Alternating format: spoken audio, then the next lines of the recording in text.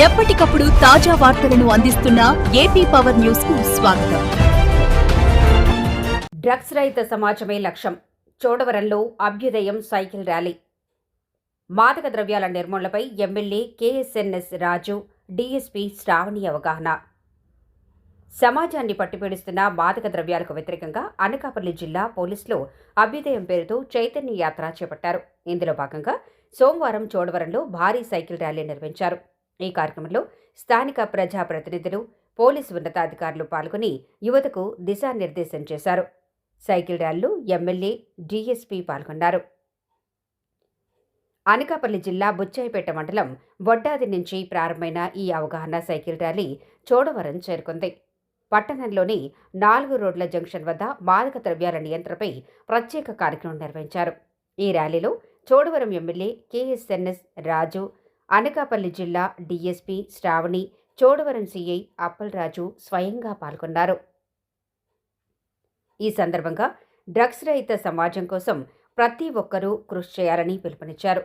DSP Shravani అక్కడ హాజరైన విద్యార్థులు, ప్రజలతో మాదక ద్రవ్యాలకు దూరంగా ఉంటామని ప్రతిజ్ఞ చేయించారు.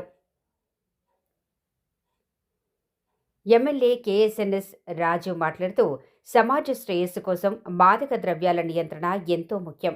యువత మత్తుకు బానిసలై విలువైన జీవితాలను నాశనం చేసుకోవద్దు. చెడు వ్యసనాలకు దూరంగా ఉండి ఉపాధిపై దృష్టి సారించాలి. డీఎస్పీ శ్రావణి మాట్లాడుతూ, గంజాయి నిర్మూలనే ధ్యేయంగా అభ్యుదయం పేరుతో ఈ చైతన్య యాత్ర చేపట్టాం. యువత, విద్యార్థులు ఇలాంటి కార్యక్రమాల్లో భాగస్వాములై డ్రగ్స్ రహిత సమాజ నిర్మాణానికి సహకరించాలి. యువత చెడు వ్యసనాలకు దూరంగా ఉండి చదువు, ఉద్యోగాలపై దృష్టి పెట్టాలని, డ్రగ్స్ రహిత సమాజమే అందరి లక్ష్యం కావాలని నేతలు పిలుపునిచ్చారు.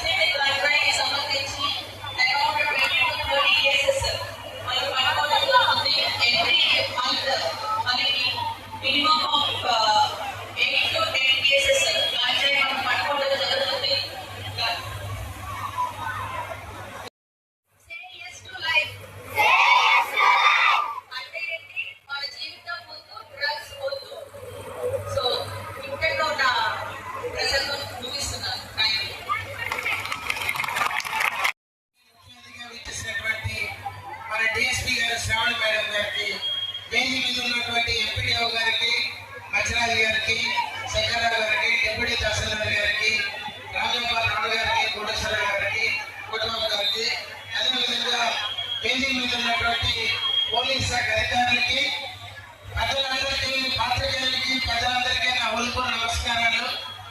పిల్లలు ఎవరైతే స్కూల్స్ లో, కాలేజెస్ లో చదువుకుంటున్నటువంటి పిల్లలందరికీ నా ఆశీర్వాదాలు తెలియజేసుకుంటూ, ఈ రోజు మన సమాజాన్ని పట్టి పీడిస్తున్నటువంటి సామాజిక సమస్య ఈ డ్రగ్స్.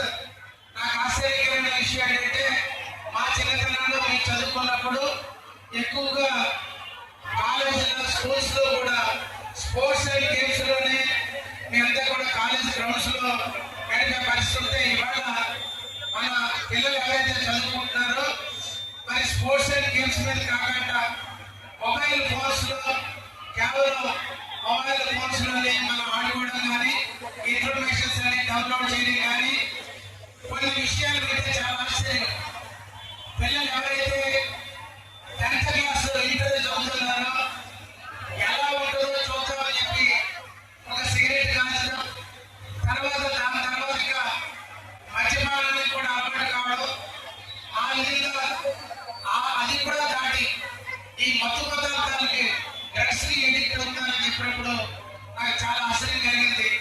మిమ్మల్ని అందరినీ నేను కోరేది శాసనసభ్యుడిగా, దయచేసి ఇలాంటి మత్తు పదార్థాలకి బానిసలు కాకండి, మీ జీవితాన్ని పాడు చేసుకోవద్దండి.